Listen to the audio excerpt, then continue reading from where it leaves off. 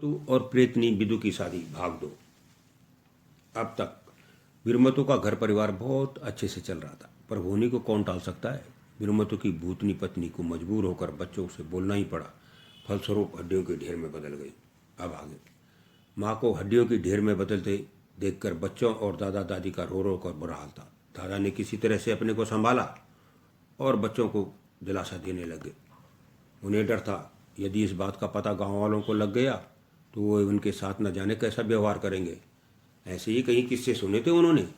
उन्हें याद कर उनकी रूह कांप जाती। बच्चों को हिदायत दे दी कि इस बात का पता किसी को न चले, वही गांव वालों से दूर ही रहे तो ठीक रहेगा। 2 दिन हो गए थे, घर में चूल्हा नहीं जला था। किसी को कुछ नहीं सूझ रहा था कि वे क्या करें। बच्चे हड्डियों को ढेर को घेर कर अपनी माँ को याद कर आंसू बहाते रहे। बिरमतु को भी 2 दिन हो गए थे दूर गांव शादी में गए हुए। ये जी सुनते हो, घर जल्दी जाओ, 2 दिन से घर में चूल्हा नहीं जला। बच्चों ने भी 2 दिन से खाना नहीं खाया। उनका रो रो कर बुरा हाल हो रखा है। बिरमतु के कानों में जैसे ही अपनी प्रेतनी पत्नी की आवाज़ पड़ी, उसकी नींद खुल गई। घबरा गया। सुबह का समय था। ही सोचकर और भी डर गया कि लोग कहते हैं कि सुबह का सपना सच होता है। सोचने लगा, वो सपने में क्यों आई होगी, इससे पहले तो कभी नहीं आई थी। फिर उसने यूं क्यों कहा कि घर जल्दी जाओ, ये भी तो कह सकती कि घर जल्दी आओ। यह सब याद कर और भी परेशान हो गया। शादी भी संपन्न हो चुकी थी। अपने दमाव वाले साथी के साथ साथी के घर से विदा लेकर अपने गांव के लिए चल पड़ा। रास्ते भर तरह तरह के बुरे ख्याल आकर उसे परेशान कर रहे थे। पूरे रास्ते एक घड़ी के लिए भी आराम नहीं किया उन्होंने। साथी के पूछने पर भी कुछ नहीं बोला। सुबह के चले रात होने से पहले पहुंच गए गांव में। घर पहुंचते ही उसे देखकर मुश्किल से चुप हुए बच्चों का रोना शुरू हो गया। उसको कुछ गलत होने की आशंका होने लगी। बूढ़े माँ बाप भी उदास होकर उसकी ओर देख रहे थे। सब दिख गए पर पत्नी नहीं दिखी। पूछ लिया बाबा से। बाबा ने भी रसोई वाले कमरे की तरफ इशारा कर दिया। बिरमतु जैसे ही रसोई घर में पहुंचा, हड्डियों का ढेर देखकर उसे भूतों के सरदार की उसकी पत्नी को बात न करने वाली हिदायत याद आ गई। समझ गया, विदु ने जरूर मुंह खोल दिया होगा। सपने वाली बात याद आ गई। पूछ लिया बाबा से। बाबा ने भी पूरी बात बता दी। हड्डियों को सीने से लगाकर पत्नी को याद कर फूट फूट कर रोने लगा। बच्चे भी सहमे सहमे एक कोने पर खड़े अपने बाबा को टकटकी लगाए देख रहे थे। उसे बच्चों पर गुस्सा तो बहुत आया, पर बिन माँ के बच्चे समझकर गुस्सा पी गया। थोड़ी देर में बच्चों को भी सीने से लगा लिया। पत्नी की अस्थियां भी कब तक घर में रखते। माँ बाबा ने भी उन्हें अस्थियां नज़दीक की नयार जो आगे चलकर गंगा नदी में मिलती है उसमें डालने को कहा। साथ में हिदायत भी दे दी कि गांव में इस बात की किसी को कानो कान खबर नहीं होनी चाहिए, वरना गांव वाले उन्हें जीने नहीं देंगे। बच्चे जो थे माँ की अस्थियों को वहाँ से किसी भी हालत में नहीं ले जाने दे रहे थे। बस दिन रात उन्हें देखकर माँ को याद करते रहते। यह सब देखकर बिरमतु अपने आंसू नहीं रोक पाता। एक दिन सुबह सुबह जब बच्चे सो रखे थे, बिरमतु ने हड्डियों की पोटली उठाई और चल पड़ा उन्हें नहर में बहाने के लिए। वह चल ही रहा था कि पोटली से आवाज़ आई, कैसे हो जी, मुझे मालूम है तुम सभी दुखी हो। बच्चे तो मेरी हड्डियाँ भी नहीं उठाने दे रहे थे ना। मुझे पता है उन पर क्या गुजर रही है। मेरा क्या हाल है पता है तुम्हें। अपने को ही दोष दे रही हूँ। मत मारी गई थी मेरी, क्यों झलाई होगी बच्चों पर। वे तो बच्चे थे, उन्हें बुरा लगा था ना कि कोई उनकी माँ को भूतनी कहे। पूछा ही तो था उन्होंने। वो देखो तुम्हारे पीछे पीछे आ रहे हैं, डांटना मत, प्यार से समझाना, कहकर पोटली से आवाज़ आनी बंद हो गई। बाबा हमारी माँ को कहीं नहीं ले जाना, बिरमतु से लिपट कर बोल पड़े बच्चे। ठीक है जी, इन्हें मैं समझाती हूँ। उस पेड़ के नीचे ले जाकर बिठा दो इन्हें। पोटली से फिर आवाज़ आई। देखो मेरे बच्चों, मैं तुम्हारी माँ हूँ। तुम्हारे बिना उतनी दुखी हूँ जितना तुम मेरे बिना हो। मैं भूतलोक में रहते हुए भी तुम्हें हमेशा याद करती रहूँगी। खाओ अपनी माँ की कसम कि तुम रोओगे नहीं, अपने बाबा को तंग नहीं करोगे, बूढ़े दादा दादी का भी ख्याल रखोगे। अभी मेरी अस्थियाँ नयार में बहाने दो, वरना मैं भूतलोक में भी दुखी रहूँगी। तुम अपनी माँ को दुखी देखना चाहते हो? नहीं ना, जाओ घर जाओ। हे बड़की, जल्दी ले जा भाई बहन को घर, दादा दादी चिंता कर रहे होंगे, कहकर पोटली से आवाज आनी बंद हो गई। बच्चे भी नम आंखों से माँ को याद कर घर की तरफ चल पड़े और बिरमतु नैयार की ओर। बिरमतु नैयार के पास पहुंच चुका था। हस्तियों को बहाने ही वाला था कि पत्नी की आवाज़ सुनते ही रुक गया। थोड़ी देर रुकिए जी, सामने पहाड़ी से हमारी ओर आती मनुष्य जैसी आकृतियों को देख रहे हो? वो मेरी ही जैसी आत्माएं हैं, मुझे ही तो लेने आ रहे हैं वे। उनसे बिल्कुल भी डरना मत, किसी को नुकसान नहीं पहुंचाएंगी। हाँ, उनमें तुम्हारा जिगरी दोस्त शोभनु भी है, लगता है वो हमारी ही तरफ आ रहा है। कौन शोभनु? याद आया कि नहीं? बिरमतु को याद आ गई शोभनु की। उसके मन में जो थोड़ा बहुत डर था अब कम हो गया था। इंतजार करने लगा शोभनु का। शोभनु पास आ चुका था। डरावना तो नहीं लग रहा था, पर गौर से देखने से उसके पांव कुछ उल्टे से लग रहे थे। बोल पड़ा, कैसे है बिरमतु? देख, 15 साल हो गए हैं मुझे तुम्हारी दुनिया से गए हुए। मुझे मालूम है तू खूब याद करता है मुझे, मेरे माँ बाबा की मदद कर देता है, बस यही देखकर उनकी चिंता नहीं रहती। तुझे तो याद होगा ना उस दिन जब गांव के घास के जंगल में आग लग गई थी। पूरा गांव आग बुझाने के लिए जंगल में पहुंच गया था, पर जो आग थी ना बुझने को ही नहीं आ रही थी। तूने और संतू चाचा ने कितना मना किया था मुझे कि आगे मत जा, आग की लपटें बहुत ऊंची हैं, पर मैंने किसी की नहीं सुनी। हरी झाड़ लेकर आग से जूझ गया था, गिर गया था कि लपटों में। जब तक आग शांत हुई मैं तुम्हारी दुनिया से जा चुका था। कितना रोया था तू। हाँ याद है, पिछले साल भी तो आग लगी थी, पूरा गांव हार गया था ना। जब तुम चले गए थे तो हमने ही तो आग बुझाई थी। अरे हम तो अभी भी अपने लोगों के बारे में सोचते रहते हैं। सच बताऊं, जब मेरी आयु पूरी हो जाएगी और कुदरत मुझे इस योनि से मुक्ति दिलाएगी तो मैं तो उनसे विनती करूंगा कि मैं तो इसी योनि में रहना चाहूँगा। कम से कम अपनों की खैर खबर तो मिलती रहती है। बिरमतु ध्यान से शोभनु की बातें सुनता रहा। अरे बिरमतु, तुझे याद तो होगा, तू मेरे को कहकर हमारे मवेशी चराने के लिए पड़ोस के गांव की सरहद में ले जाते थे ना। उसी गांव की बिदू जो अपने मवेशी भी वहीं चराने लाती थी, उसी से मिलता था ना तू। कितनी बार तुझे इस बात के लिए मार भी पड़ी थी, पर तू तो ऐसा था कि 2-3 दिन बाद ही मवेशी लेकर वहां पहुंच जाता था। उस दिन याद है तुझे? पागल सा हो गया था तू जब तूने सुना कि बिदू पेड़ से गिरकर सदा सदा के लिए तुम्हारी दुनिया से चली गई है। वही बिदू तो है जिसे तू कंधे पे लादे हुई है, हम उसी ही लेने आए हुए। कहते कहते शोभनु चुप हो गया। लो जी, नैयार भी आ गई है, बहा दो मेरी अस्थियां। मैं भी भूतलोक में अपने साथियों के साथ पहुंच जाऊंगी, पर यह मत सोचना कि मुझे तुम लोगों की याद नहीं आएगी। बच्चों, बूढ़े माँ बाबा की और अपना ध्यान रखना। भराई हुई आवाज में बोल पड़ी बिदु प्रेतनी। बिदु, तूने कभी जिक्र ही नहीं किया कि तुम मेरी बिदु हो। उस दिन जब तुम साथियों के साथ ढोल दमाओं की थाप पर नाच रही थी, तेरे को देखकर मन में एहसास तो हुआ था कि कहीं यह मेरी बिदु की आत्मा तो नहीं है। उस दिन न जाने क्यों तुझ में खो गया था। ये सब तेरी माया ही तो थी। तूने गलती क्यों की? क्यों आई बच्चों के उकसाव में? चुप रहती, कैसे रहेंगे हम तेरे बगैर?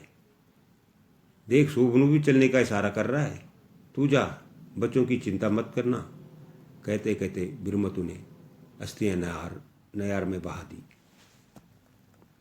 अच्छा जी, अपना ध्यान रखना, जल्दी घर जाओ, बच्चे इंतजार कर रहे होंगे।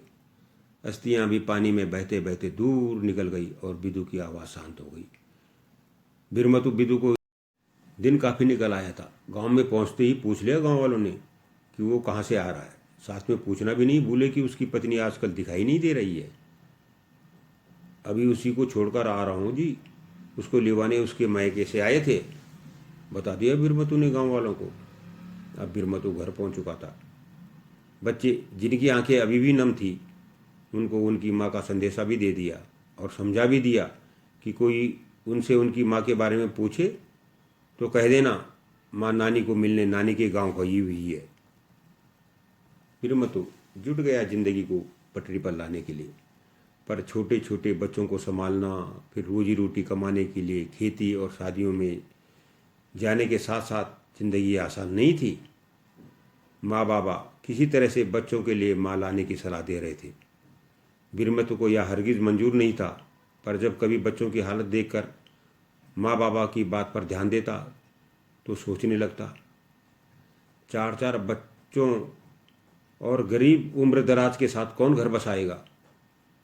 पर बिदू की याद आती ही ऐसा सोचने के लिए भी उससे मन ही मन माफी मांगने लगता।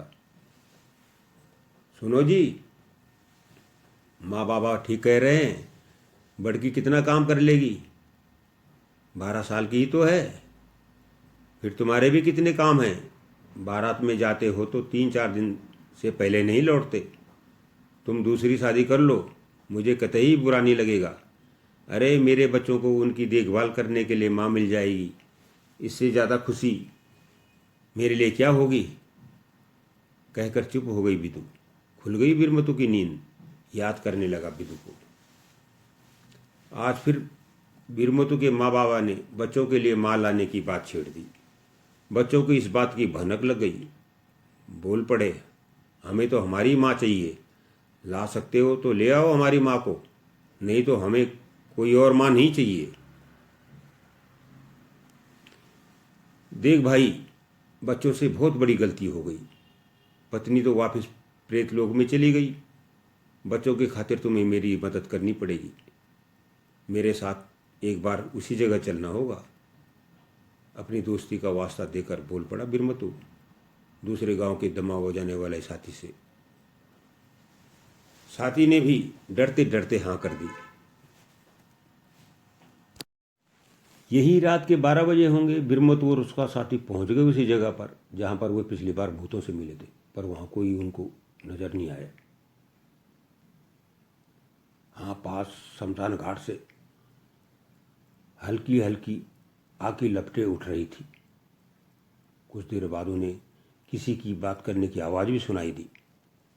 बिरमतू की उम्मीद जग गई, पर साथी का चेहरा देखने लायक था। साथी को किसी भी हालत में न डरने को कह दिया बिरमतू ने। उसे मालूम था भूतों का मुखिया उसकी बात न मानने पर उस पर बहुत नाराज होगा।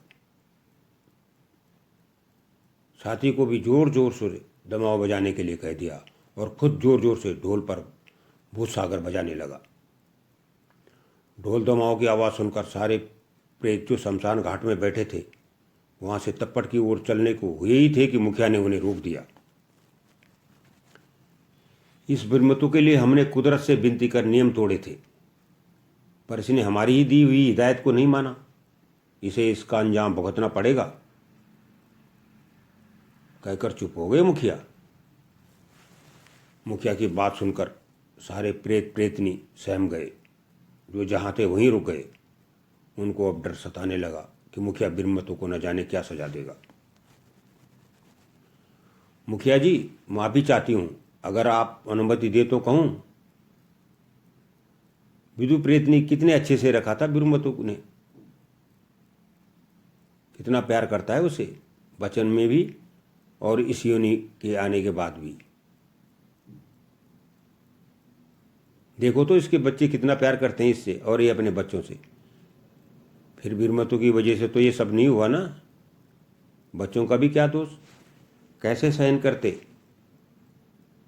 उनकी माँ को कोई कुछ कहे। भावनाओं में बह गए, मुंह खुलवा दिया माँ का। दंड तो उन लोगों को मिलना चाहिए जो एक दूसरे की कमी निकाल कर उनकी भावनाओं का मजाक बनाते हैं। अगर आपने बिरमतू को दंड दिया, उसके बच्चों और उसके बूढ़े माँ बाप का क्या होगा। देखो तो बिदू का चेहरा। बिरमतू को सजा देने की बात सुनकर कितना डर गई है। कहते कहते चुप हो गई विदु प्रेतनी की सहेली प्रेतनी। ठीक कह रही हो, पर थोड़ी परीक्षा तो लेनी ही होगी, या वह भी ना लें? अपने सरदार की बात सुनकर सभी प्रेत प्रेतनियों के चेहरे पर मुस्कान लौट आई। अब सारे तप्पड़ में पहुंच गए। बिरमतु और साथी जोर जोर से दमाव बजाने शुरू कर दिए। बंद करो यह सब। जो तुमने और तुम्हारे गांव वालों ने विदु प्रेतनी के साथ किया वो माफी के लायक नहीं है।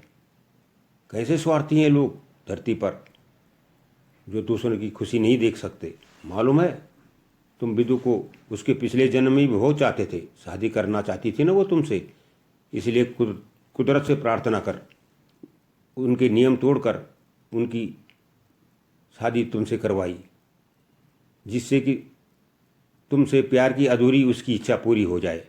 पर जो तुम थे ना, तुम्हें परीक्षा देनी होगी।